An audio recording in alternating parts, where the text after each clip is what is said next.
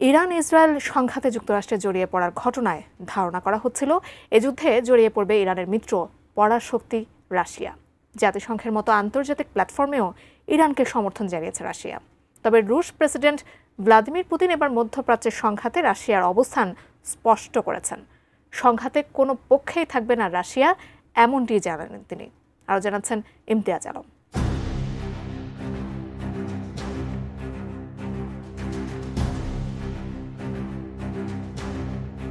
Iran Israel সংঘাতে সরলভাবে কোনো শক্তিরই পক্ষ নেয়া উচিত নয় বলে মনে করেন রুশ প্রেসিডেন্ট ভ্লাদিমির পুতিন। সম্প্রতি আন্তর্জাতিক অর্থনৈতিক ফোরামের মূল অধিবেশনে রাশিয়ার অবস্থান তুলে ধরেছেন রুশ প্রেসিডেন্ট।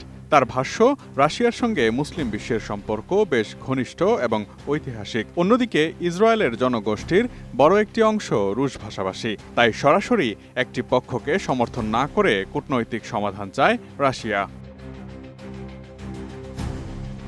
ভ্লাদিমির পুতিন বলেছেন, ইসরায়েলে প্রায় ২০ লাখ রুশভাষী রয়েছেন। এত বিপুল সংখ্যক রুশভাষী রয়েছে যে ইসরায়েলকে একটি রুশভাষী দেশ বললেও ভুল হবে না।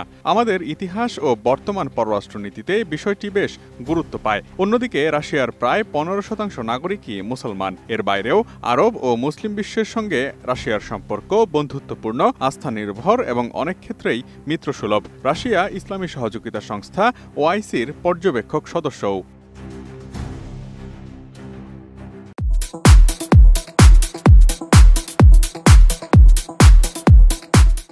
ইরানের শান্তিপূর্ণ পারমাণবিক কর্মসূচির পক্ষে রাশিয়ার অবস্থান পুনর্ব্যক্ত করে পুতিন বলেছেন, আমরা কেবল কথায় নয়, বাস্তব পদক্ষেপেও ইরানের শান্তিপূর্ণ পরমাণু কর্মসূচিকে সমর্থন করি। ইরানের বুশেহরে আমরা একটি পরমাণু রিয়েক্টর নির্মাণ করেছি। নানা চ্যালেঞ্জ ও ঝুঁকি সত্ত্বেও রাশিয়া এই কাজ চালিয়ে যাচ্ছে। সংঘাতের প্রেক্ষাপটে মস্কো ইরানকে আরও বেশি সমর্থন দিতে পারত। এই সমালোচনার জবাবে পুতিন প্রশ্ন তোলেন, তাহলে কি ইরানের হয়ে রাশিয়া যুদ্ধ করলে ঠিকমাত্রার সমর্থন দেয়া হতো কিনা? এ সময় নিজের অবস্থান স্পষ্ট করে তিনি জানান, আমরা ইতোমধ্যেই রাশিয়ার স্বার্থ ও আদর্শ রক্ষায় লড়াই করছি। আমাদের প্রতিপক্ষ এবং ইরানের প্রতিপক্ষ দুপক্ষই মূলত একই ধাঁচের শক্তি। এর দ্বারা ইউক্রেন ও ইসরায়েল দুপক্ষকেই পশ্চিমা মদতপুষ্ট এই বিষয়টিকেই বোঝাতে চেয়েছেন বলে মনে করছেন অনেকে। রাশিয়ার প্রেসিডেন্ট আরও জানান, সংঘাত শুরুর পর থেকেই তিনি ইসরায়েল, ইরান ও যুক্তরাষ্ট্রের নেতাদের সঙ্গে সরাসরি যোগাযোগ রেখেছেন এবং তাদের কাছে সমঝোতার কিছু প্রস্তাব দিয়েছেন। এসব প্রস্তাবে দুই পক্ষের নিরাপত্তা নিশ্চিত করার পাশাপাশি ইরানের শান্তিপূর্ণ পারমাণবিক প্রযুক্তি ব্যবহারের অধিকার এবং ইসরায়েলের নিরাপত্তার নিশ্চয়তা উভয় বিষয়েই ভারসাম্য রাখার কথা বলা হয়েছে। তবে পুতিন স্পষ্ট করেই জানিয়েছেন, রাশিয়া মধ্যস্থতাকারীর ভূমিকায় নামতে চায় না। তিনি বলেছেন, আমরা কেবল কিছু ধারণা দিচ্ছি।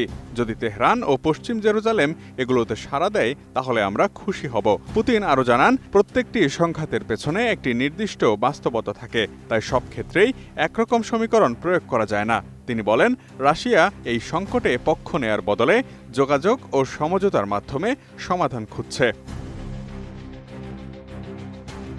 Imtiaz Alam, desk report, ATN news.